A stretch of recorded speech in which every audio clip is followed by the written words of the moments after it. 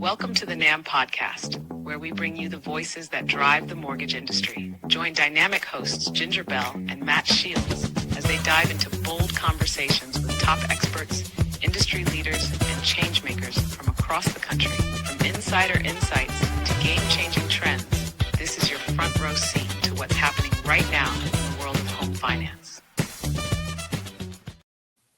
Well, hi there. Welcome to another episode of the NAMB Podcast. My name is Ginger Bell. I have my co-host Matt Shields with me today. Hey, Matt, how are you? Hey, Ginger, I'm doing great. So excited for our returning guests here on the podcast with us. And they have some awesome updates for us. Oh, they do. And you know what? We're just going to jump right in. I'm going to introduce Marvin Hudson, who is our NAMB 2025-2026 Government Affairs Committee Chair. So Marvin, thank you for joining us. Hi, Ginger. Thank you for having me. Appreciate Absolutely. It. And then we have Lauren Patterson, is also on the NAMB Board of Directors, as is Marvin. And Lauren is the past Government Affairs Chair and has been involved in lobbying for a very long time. So Lauren, we're happy to have you on the call. Thanks for joining us. Welcome. Glad to be on here. Thanks for having me. Yeah. So on the airing of this publication, we are sitting about a week before the implementation of the Homeowners Privacy Protection Act, which was HR 2808. And so this actually passed last year, but it's not going into effect until 2026, and that is on March 5th. And that's what we're here to talk about today. So today we want to share with you, and this is a very, very, very important podcast. So I'm going to tell you this: watch this podcast, share this podcast with your real estate agents, share this podcast with your business partners, share this podcast with your customers, because this is a very important podcast. So what we're going to talk about today is what the law changes and specifically what that is. And then we're going to talk about what this means for your customers and then also what this means for you. And then finally, we're going to have some talking points, because that's really the goal. You know, NAMB, we're the National Association of Mortgage Brokers. We serve a community of mortgage brokers. We work with a lot of our industry partners, our wholesale lenders. And so our goal is to always provide resources to help you in your business. Part of that is lobbying and protecting your business, which is what has happened here. And I know, Lauren, you're going to talk about, you worked 7 years on this, but then also providing you those with the tools, what you need to do. So what do you need to go out to say? What's the, points you need to do? Making videos, make a video about this. I want you guys really to take this podcast seriously in the information we're providing, because this is gold. This is what you can do to really stand out in a community. So with that, Marvin, I'm going to Lauren, I'm going to let you hop into this, because Lauren, you started out with this goal, this, kind of an pie in the sky kind of a thing, saying, what can we do to get rid of this problem? And I don't want to spend a whole history on it, but just kind of an oversight. It's like, what does this law change? What's going on with this, and why is it important? Absolutely. This is an affair that we entered into roughly 7 years ago, is when it was first introduced after the board of directors agreed that this was a policy that we wanted to pursue and change that we wanted to see in effect. When you're working on legislation in Washington, D.C., not only do you have to get people to buy into it, but you also have changes in administrations. You have midterm elections and elections that happen. Then you have changes in cabinets and changes in who controls the House and the Senate, et cetera. So it was a 7-year long process that we undertook. We got really, really close several times, and then, terms would end, and then terms would start up with a new administration and new controlling powers in the House and the Senate. And so then we would have to restart it again. And we finally last year were able to get it across the finish line with the help of a number of different industry groups. So it wasn't just a singular effort. It was when everybody within the industry came together collectively and our collective voice was heard. And that's when you can see true change really happen. And here we are today, and now we're talking about the implementation of the trigger leads bill that will happen in March of this year. So we're super excited. I love that. So Marvin, what changes? I mean, let's get into this, as far as what specifically does the law change? Okay, so thank you, Ginger. And naturally, Lauren, thank you for all the work that you've been doing. Appreciate what you do separately from this, Matt, too. Appreciate that young one. Appreciate it. Young professional. Done. We, all of us in the industry, especially work on the front lines, have been party to those transactions. Our consumers have just flooded in and with solicitations, right? Whether it's hundreds of, sometimes only tens or dozens, but even there are times when it's been hundreds of calls and texts to those clients. When the credit report, it provides, no matter what information that you leave out, AI has filled in a lot of it. So you may leave out your client's phone number, but with the cross-reference and the back checking, those phone numbers are easily pulled and tied to those clients, and they're getting inundated. So, and that has been the case for a very long time.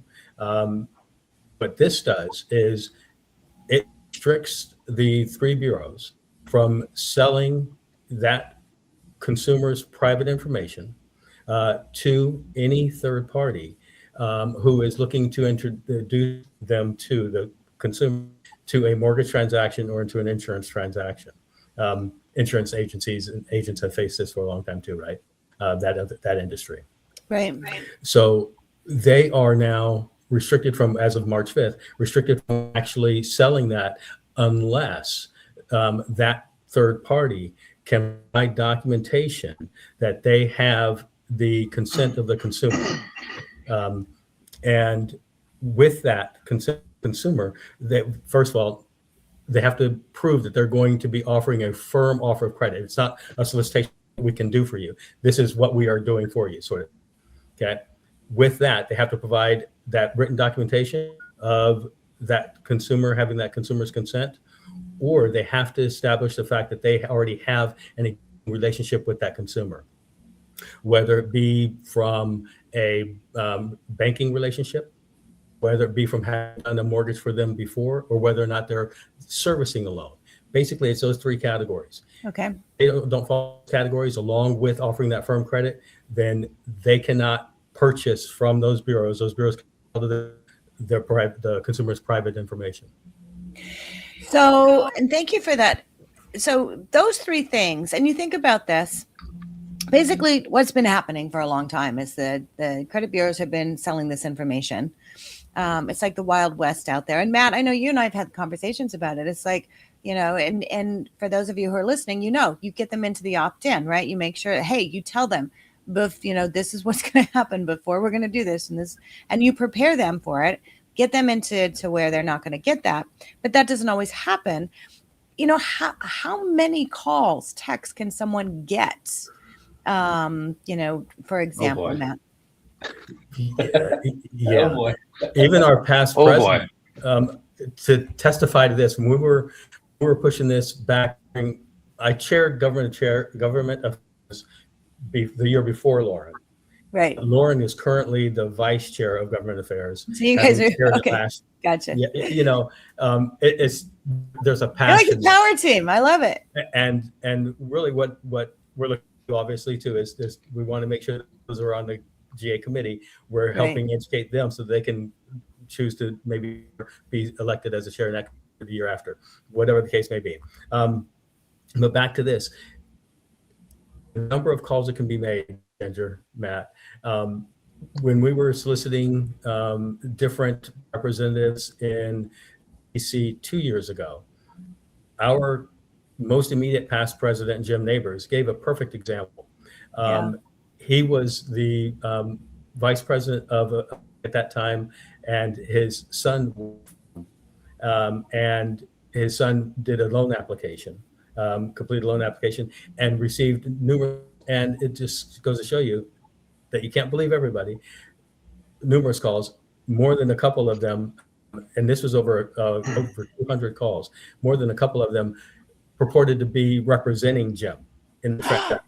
Exactly. Okay, so over 200 calls Mhm. from one application, Mhm. and some of those calls were acting as if they were gym neighbors. So not only did they have the information, but they knew who took the application as well, right? Correct. And if you're listening to this, you know, and I'm sure you all have stories. If you have stories to share, guys, hop onto our Facebook group. We have a NAMB Hive Facebook group. It's NAMB Hive now, because these are the kind of things. It's good to share those stories, but then also look at, okay, these are stories that you can incorporate in on why this bill was passed, on what you as a mortgage broker do, especially being a member of NAMB, the National Association of Mortgage Brokers, who does the lobbying, who does the advocacy, and then let them know, hey, this is what's changed. So this is not supposed to happen. We know that there still could be some of this happening, right? So, we need to hear about that. So that's why I say hop into our NAMB Hive Facebook group. Let us know if things that you're seeing, what you're seeing. But let's hop over into, and we think about, okay, so that's what's changed. So unless they have a relationship and can prove they have a relationship with the consumer, then they can't purchase that lead, right? So That's the law. servicers will probably, who knows what they're going to, there's going to have to be a back and forth, and they're not set up. Who knows? Right. So that's the main thing in that. What this means for consumers, and I want to go into that next, because guys, these are your talking points. Again, this is an opportunity for you as a mortgage loan originator to do videos, to get education out there. We have some resources that are available. If you go to the NAMB Hive Facebook group, we have a couple of resources there, but really for our members, we have the majority of our resources that are available. So if you're not a member of NAMB, become a member of NAMB, log on. We have a variety of resources available, including talking points, video scripts that you can use to create videos, social media posts, things like that. But, what this means for consumers, let's talk about that right now. And Lauren, if you want to maybe hop in, obviously fewer unwanted calls and spam, but what else does it mean? Well, it's important because it does present an opportunity for loan officers and originators to have this discussion with clients, Right. and it provides an opportunity to educate people. And I always walk people through the history of what happened and how we got to where we are today. They appreciate that, being most don't know it. And in our industry, many times people just tell you, do this, do that, watch out for this, give me this, send me that. Where if you share the backstory with people and give them additional information, then it better prepares them moving forward as well, so they know what to expect. And I've not had a client that we've spoken to, and when we start applications, I'll give them a heads up that this is going to happen. Okay, here's what to be prepared for, here's what to be ready for, and here are the things that you can do, and here are the things that you're not obligated to do. And they really appreciate that. And usually what will happen is they'll get that inundation of calls. Now, when this goes through, everybody wants to believe that they will stop right away and that things will be great and all will be rosy and we can all kumbaya. I'm going to be a little bit suspect and say that maybe there will be a little bit of carryover, and maybe there will be a few people within the industry who will still try to push the envelope. Mm-hmm. So just because the legislation has passed doesn't mean that come that date, boom, your phones go silent. Okay. I also expect to see our servicers ramping up their efforts with our consumers. I also expect our banks and credit unions that we have existing relationships with to likely up their efforts as well. So there it provides another opportunity for originators to really reach out and embrace your client base and educate them on what's going on when it kicks in, but also highlight for them the benefits of working with you and why and how you're there to protect them and look out for their best interest. Because true mortgage professionals don't treat it simply as transactional. It becomes relational, right? And we're looking for ways to help people build family and generational net worth through what we do. Take those opportunities to have those conversations and really go deep. The deeper we can go in these conversations, the more you make it difficult for AI also to replace you. So there's some wonderful things that you can utilize as a result of this to help strengthen your business and strengthen your position in the marketplace. So well said, Lauren. Ginger, let me dovetail that with just to say that everything that Lauren just said, carry that over to all you loan originators, to those relationships that you mentioned earlier, Ginger, those conversations with your referral partners. If you actually go deep into exactly what Lauren said with your referral partners, you're really creating a stronger foundation, a stronger base of that relationship with your referral partners, so that it will help you not only with the one most recent prospective buyer maybe they referred to, but beyond that. Just wanted to dovetail. And the talking points I think are important too in those in reaching out with, Lauren, you talked about you're building a relationship. So your database, and you think about, get in touch with your database, send an email out to your past customers, and tell them to share it with their friends as well, because in doing so, the idea is to let people know, hey, this is happening, and, maybe, they're not getting a mortgage anytime soon, but maybe, they know someone. And we're looking at the next generation too, up and down and both sides. For example, Matt, I had a client a few years ago who we were coaching and doing, some branding and some marketing, and he was doing videos, sending them out, and his database was very young in his age group. He was, straight out of college, and he started getting all these phone calls from people that were his parents' age. And he's like, he goes, I'm not marketing to anyone like this. But what he found out is his friends were forwarding his videos onto their parents. Wow. And so their parents were watching the videos, and that relationship happens with the video, right? And so they felt comfortable in giving Parker a call. And so, that's the kind of thing I really want you guys to think about. And Matt, you're great at doing videos. You have a great video guy that helps you with that. And so I know you're going to be all over this. But one of the things that you were talking about when we were in the green room before we started recording is you want to make sure you're saying the right thing. Yep. Right. And anytime we get into something, and I know, because I used to teach compliance, and I was terrified my first compliance class I ever did. I'm like, oh my gosh, what if I say the wrong thing? What if I know the answer? And then I ended up teaching with an attorney, and he didn't answer half of the questions. And he's like, well, I don't know. It's like, well, if you don't know, what am I worried about? Right. So, but it's important to have an idea. And that's part of why we're doing this podcast.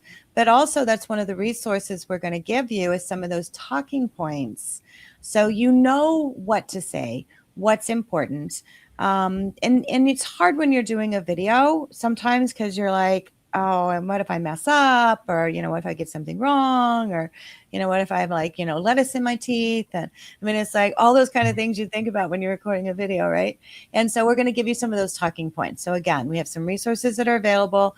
It's available for our NAMB members. So not to belabor it, but I just want you guys to really think about what you're doing. That's a huge resource. And, for me, being able to broadcast what we're doing with NAMB, as the originator, it helps bring some more credibility for your market and for your realtors and your buyers. And I noticed as I was posting a lot of NAMB information and I was relaying what we were doing with the trigger leads bill, it made me the expert in my sphere and in my network. And I was having so many people call and reach out saying, hey, what's going on next? What's going on behind the scenes? So just being affiliated with NAMB as a member has been so impactful for me, even to just that, not even a video, but that one-on-one call with the consumer. And they're like, hey, my credit was pulled. I'm having these calls. And being able to say that I'm, part of an organization who has been working on this for 7 years on their behalf, when we're not looking for the credit, we're not looking for the notoriety. It's just, how can we help every buyer nationwide? I think it's such a remarkable thing that NAMB's doing. It really was a monumental undertaking, and it was wonderful to see the MBA was part of this as well, which was phenomenal. BAC, Broker Action Coalition, was part of this as well.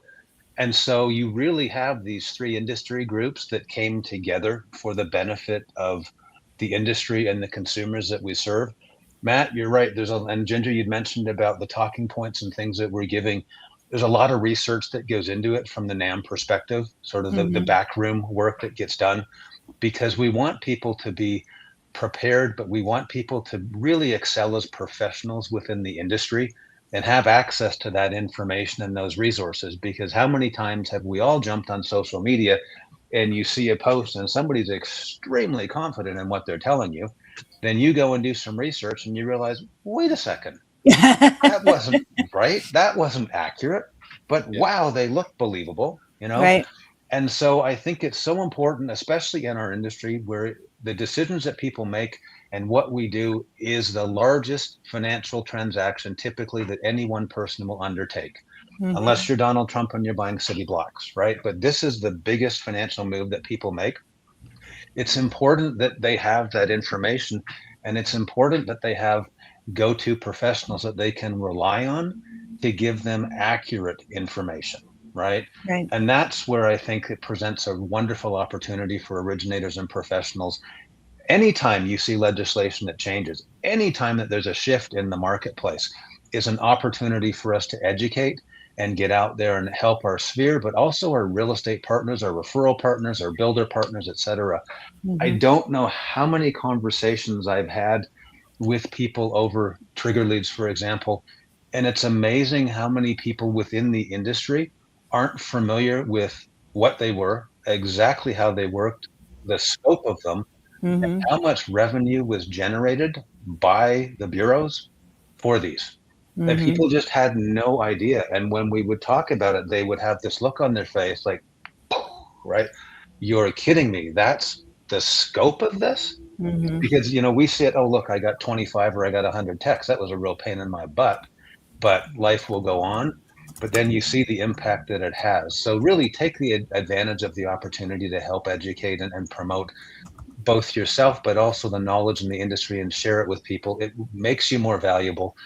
And being valuable goes beyond just the loan that you're writing, right? It's not just about that.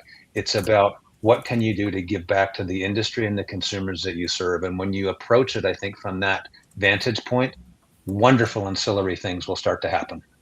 Yeah, absolutely. I love that. So talking about advocacy, and I love that all these groups come together because that's really what it takes. At the end of the day, we're all serving home ownership. And so it's serving the homeowner, it's building home ownership. And so because of that and the advocacy and coming together that's so important, we have an advocacy and action day that's coming up in April 21st, if I'm correct. Is that right? Correct.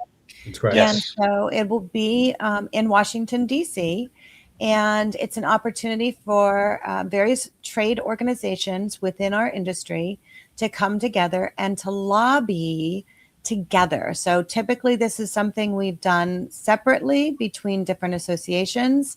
And one of the things that we learned, especially with the bill like the trigger leads, is the power of being able to come together with different organizations. And so I know there's several trade organizations that will be involved in this advocacy day. So, share information about that and how someone can register and be a part of it. Absolutely. Our advocacy day is our annual meeting in Washington, D.C., where we hear from policymakers, both, where they'll come in and speak to us. And there's going to be an entire day of having elected officials. The heads of different agencies will be speaking to us as well. Every year, this is a wonderful, wonderful event that we have. And then you also get to go spend the following day on Capitol Hill, walking through the halls of Congress and the Senate, meeting with your representatives and your elected officials, and sharing with them the different topics that are out there. NAMB has broken it out this year again into both legislative and regulatory priorities. So there's two separate tracks that we're working on. And you get to have these discussions with your senators and your congresspeople, and they appreciate it because they're we rely on them and look to them to vote on important matters. Right. But as we know, it's important, and it's also impossible to know everything about everything. I mean, look at how much information we digest in our industry. Can you imagine if you were also being asked to vote on something in the auto industry, and then tomorrow you're voting on something in healthcare, and then tomorrow in telecom, and so it provides an opportunity for us to sit down with them. And as we're told every year, they really appreciate hearing perspective from those who are in the mix, from those who are in the industry, from those who are on the street. And so I would really say, and extend an invitation out and really call on everybody, whether you're a broker, an industry partner, a mortgage banker, a loan originator, okay, even title companies, appraisers. If you're in the industry, this is a conference and this is a session that would behoove you to be at.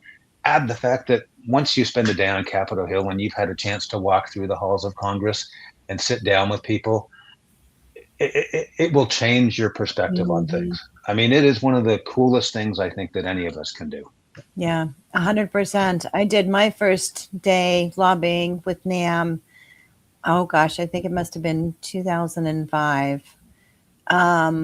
And just the opportunity to sit down, as you said, with your representatives and your senators, and maybe not directly with them, but at least with, someone on their party. And I will tell you too, some of my best friends in the industry, I met there.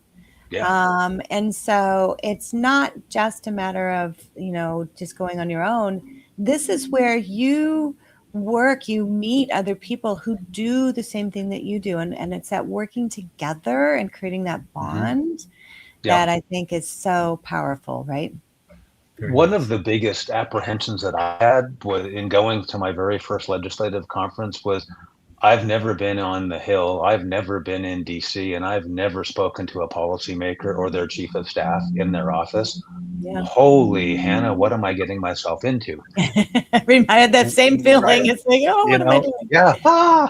Well, then the day before we were on the Hill, we actually, and we have it this year again, there's a training session that we'll do, and there's some work that gets done before the conference even happens to give people a roadmap and to give them so that it's not something where you're just shooting from the hip. And it is so, once you do it, and once you have the conversations, everybody's just human, right? And they want to hear from us. They want to know what's going on because, again, sometimes legislation gets passed that has unintended consequences.